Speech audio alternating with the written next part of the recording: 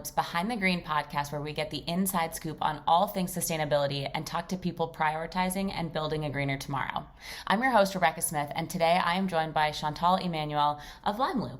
LimeLoop combines reusable packaging and smart technologies so you can create an efficient, profitable, reuse shipping program while saying goodbye to single-use packaging. Previously, Chantal has led these podcasts, but we're switching things up a bit over here, and moving forward, these podcasts will be hosted by me, interviewing and having conversations with a number of different guests who are dedicated to a greener tomorrow. I am LimeLoop's Director of Marketing. I am new to the sustainability space, new to the shipping logistics space, so we're really going to go back to the basics and educate not only you, but me as well on all things sustainable packaging, shipping, logistics, everything that fits into this category, and then so much more. And today we will kick it off with Chantal in the hot seat, so let's get right into it. Give us a little intro to who you are, what you do. Give us the scoop. Awesome. So, hey everyone, Chantal Emmanuel. I am the CTO and co-founder of LimeLoop. What that means changes second by second, hour by hour, day by day. But in general, I oversee the production of LimeLoop's reusable digital platform, which includes a software platform as well as a hardware center.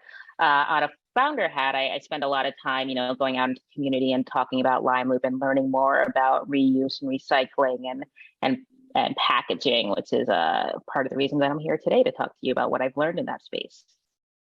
Awesome. Thank you. Okay, now we're going to totally switch gears and we're going to dig right into a bunch of questions and get this conversation Can't wait. Going. So let's do it. You recently attended the Sustainable Packaging Coalition, or SPC Advance, in Atlanta.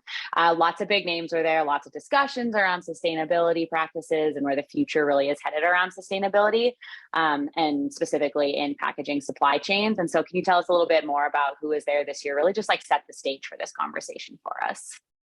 Yeah, and I feel like SPC Advance is one of those conferences and gatherings that the average person knows nothing about, but actually has big implications on the way that we shop and do things as consumers. So SPC stands for the Sustainable Packaging Coalition. And so it's essentially, you might be familiar with the organization that's kind of the umbrella organization, which is green blue.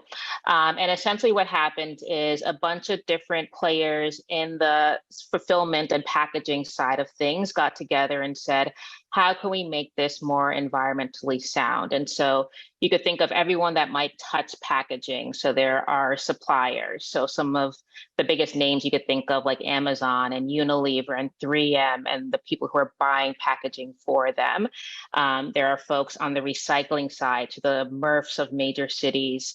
There's folks on the packaging production side, like us at LimeLoop, who are creating the packages. And then you get really granular. There are even people in the room who creates the resin that gets turned into the plastic that gets turned into the packaging. So from the micro and macro level of packaging, all of these people got together and said, hey, let's think about how packaging plays into the bigger sustainability conversation. So one thing that people might touch and feel and understand that came out of a past advance is the How to Recycle initiative. So if you haven't noticed now, I promise you can go into your kitchen right now, open up the cabinet, and you'll pull out a product that has the How to Recycle label on it. And it tells you things like remove the label and rinse out the can. You might see that on like a can of tomatoes or something like that. And so it's really great when you just get people into a room talking about ideas and then having that turn into a physical thing. So that's something that came out of a previous one. Yeah, I feel like I see that a lot of my on my yogurt containers, right? It's like you have to take this off and it has to be rinsed and then dried, and it's very, very specific. Exactly. I can relate on that. Yeah, so you can imagine that came out of like a table where a person at the recycling center was sitting with a person at the packaging production, and we're like, I don't understand why you guys are not recycling this. And they're like, well, we need to take off the labels. Like, well, let's tell people that. And so it's this really obvious solution that only comes from having these kind of conversations. Right. I mean, it sounds like there are some really interesting discussions there, just in general as well. So like, if you had to take away three major things from SPC Advance, what would you say those top three really were? Yeah, no, there's quite a few. I was feverishly writing notes, but I think that's something that just kept coming up over and over again, whether it was on the supplier or the purchasing side or the MRF side, is, climate change is here and it's real and it's now. I think historically, a lot of us who have been in this space for a while the biggest thing around marketing sustainability is like, think about the future generations and leaving the planet better for them. And what we're seeing now is we are those future generations that people were worried about affecting in the past. And those changes are happening today. And so one interesting conversation that they had was with the president of news and original series at the Weather Channel, who's Nora Zimmett. And she had one of her on-camera meteorologists talking about, everything from Hurricane Ida and to the fact that, they're reporting on these storms that they don't even really have a way of measuring anymore. Like we're off the Richter scale in terms of measuring these storms. They're just becoming commonplace and are very clearly a direct side effect of climate change, which is very clearly a direct side effect of human behavior, right? And so as we think about, the need for doing things differently, it's no longer in isolation. It's no longer a theory. It's a really necessity that we are doing for ourselves. So the fact that climate change is real in here is definitely a reoccurring theme that kept on coming up. Not surprised there was also, on that one, honestly. Yeah, definitely, and super timely. I think we were a week out of Hurricane Ida, so it was definitely something that people were feeling personally. Yeah. The other thing that was really interesting, is the consumer sentiment around specifically recycling and environmentalism. And, they had Suzanne Shelton, who's the CEO of the Shelton Group, which is essentially is a consumer insights marketing group. So they go out and they ask people how they feel about a lot of things, and so that they could better help brands talk about and make changes in their sustainability. And so they surveyed a bunch of Americans, which we are always super interested in. Why? Because there's the things that you say you'll do, and then there's like the actions you put behind the things you'll say you'll do and what's important to you, right? And so one of the things that they found was that 95%, of Americans believe that recycling helps the environment, right? So we really, drilled home to everyone to recycle. And on the one hand, it shows that we are effective at telling people what to do. But the flip side of that, and what we're seeing, is this growing disconnect between recycling and the belief that goes behind that. So more specifically, 49% of Americans believe that recycling is not working well, right? And that number has actually increased over time. So year after year after year, we as Americans have less of a trust in the fact that the packaging that we're being told is recycled is actually being recycled. And today that number is only 30% of us are like not confident that that is even truly happening. And that number is getting worse with each year. And it's hard to argue that recycling is helping when you're looking at these piles of garbage ending up in our landfills, right? Right. So how do you tell someone that, don't worry about it, put it in your garbage pail? I love Suzanne said this really great line. It was like, well, don't worry, right? You put in your garbage and your recycling into these bins and they go to the magical land of away. Kind of just like that's what happens. That place away where it just like goes and lives its out its days in happy garbage, glorious bliss, and that turning around of it is not there anymore.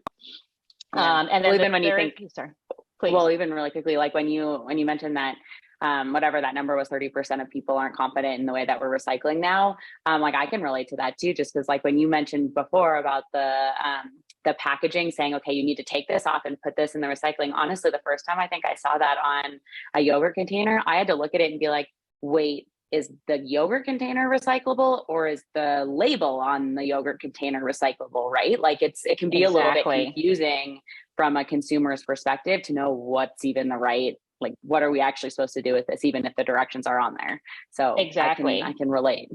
And then you could take that a step further, because then my other question would be like, well, when I'm not separating this, does that mean none of this is getting recycled, right? Like if these steps have to happen to recycle, the counter that means that it's not being recycled if you don't do those steps, which is the truth, right? An item comes in too soiled, you have to dump the whole bag sometime, but definitely those items. And so it becomes, and one of the stats, I don't remember the exact number, but a large majority of us feels like it shouldn't be our responsibility to take those actions, right? Like that needs to be happening on the recycling side, or it needs to already be coming to us in a form that's ready to go straight through to recycling. There shouldn't be that human intervention, right? So yeah, it's going to be a growing problem that we have to solve because it's just not happening at scale. Yeah, out of sight, out of mind, away. Exactly. Which is actually a perfect segue into the third kind of thing that just kept coming up, talking about responsibility and whose job is it to make sure that something's recyclable and actually recycled. So EPR was a really big conversation there. And I think a lot of listeners might not be familiar with the term, but it stands for Extended Producer Responsibility. And it basically means that you have to be able to add up all of the environmental costs for every component of your product's life cycle. So that's from the very production to transportation to the packaging that it's going into, and sometimes the secondary packaging that it's going into. More and more cities, states, and even countries are putting laws and legislation around the understanding of these numbers and the reporting on these numbers. So it's not enough to say, I'm going to be net neutral by yada, yada year, because it's a big thing that a lot of people are doing. And then the next question you ask them is, okay, well, where are you right now?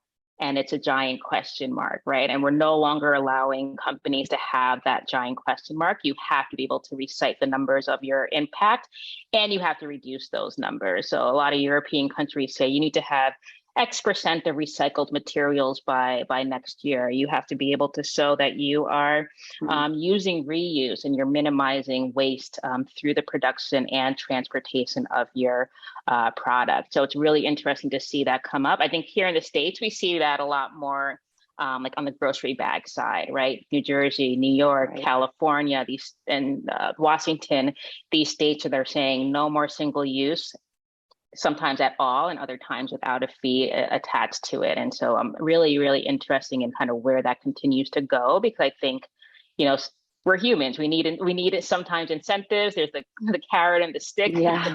You can talk about which one is more effective, but I think it's going to need a combination of both to make this work at scale.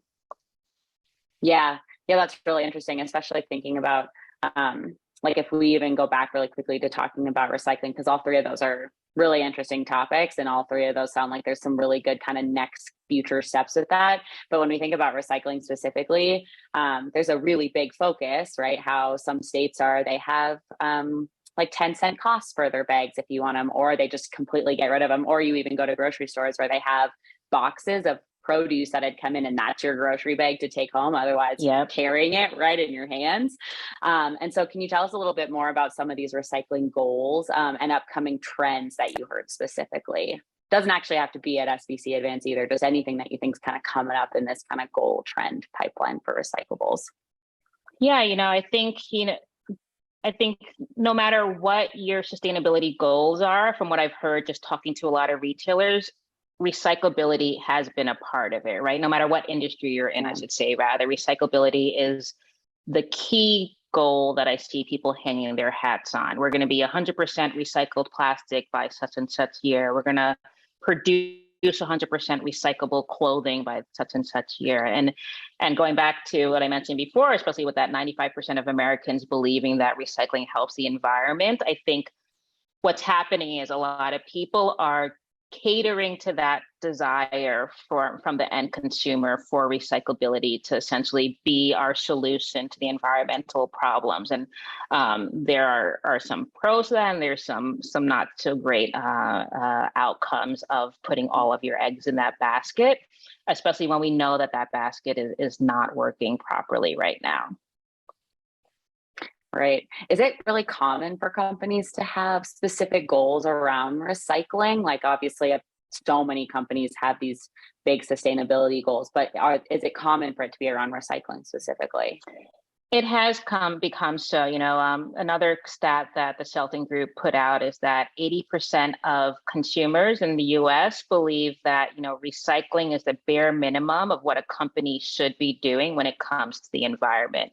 And so I'm sure as anyone in the retail space will turn that around to be that if you are not doing recycling, you are not seen as good to the consumers. It's a must-have then from a marketing standpoint, if for nothing else. And so it makes sense. And then when you second, the second to that was being made in America, right? So a lot of people recognize that as being like this really important thing, but and consumers are saying like, no, it's actually even more important to me that you have recycled material than it is even made domestically when it comes to the environment. So it's really hard to have a brand ignore that kind of stat, right?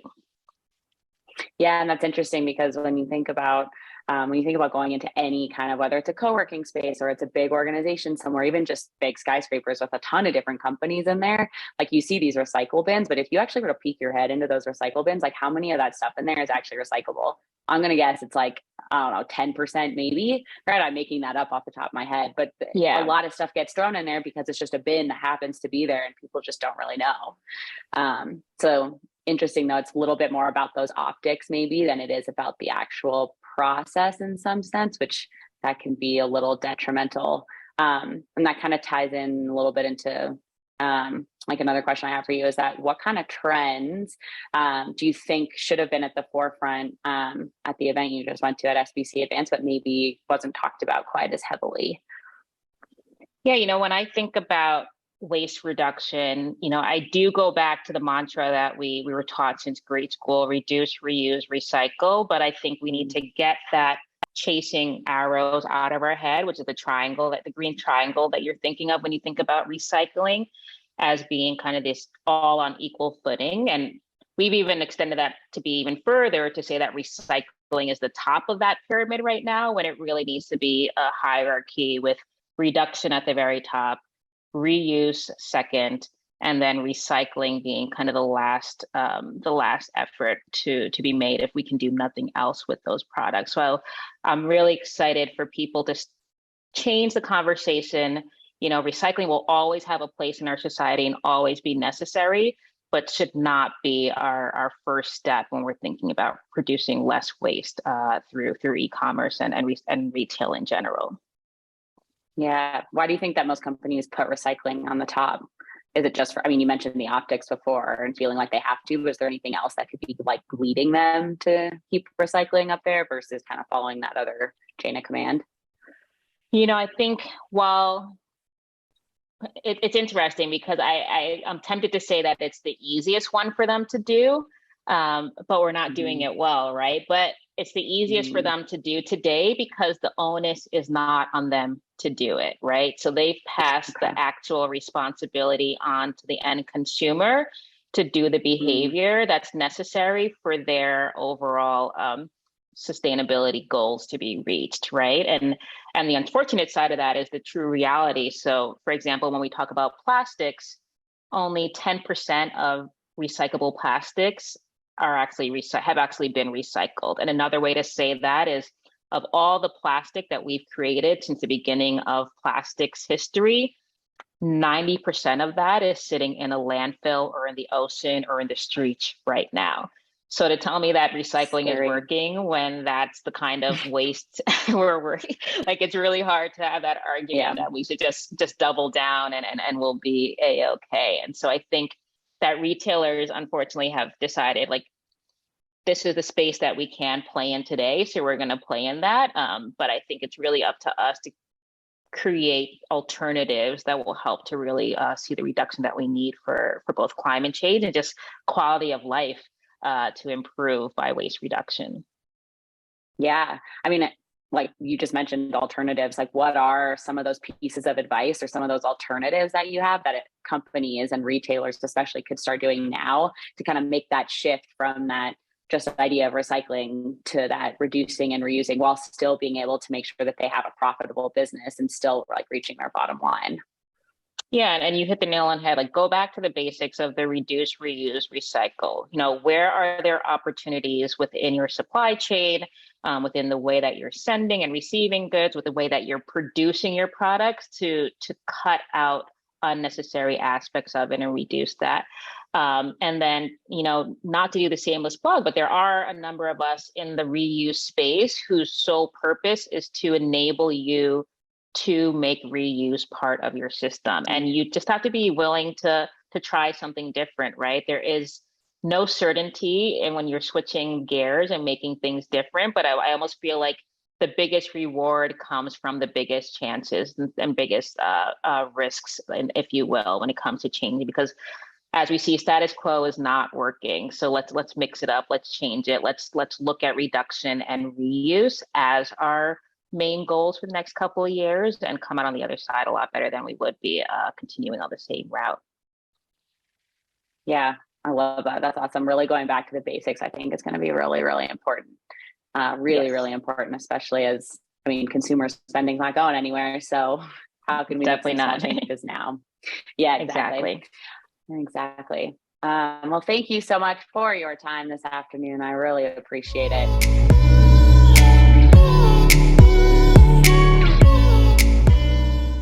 Thanks for listening in to LimeLoop's Behind the Green podcast. If you want to listen to other episodes, visit anchor.fm/the LimeLoop, and we'll see you in here next time.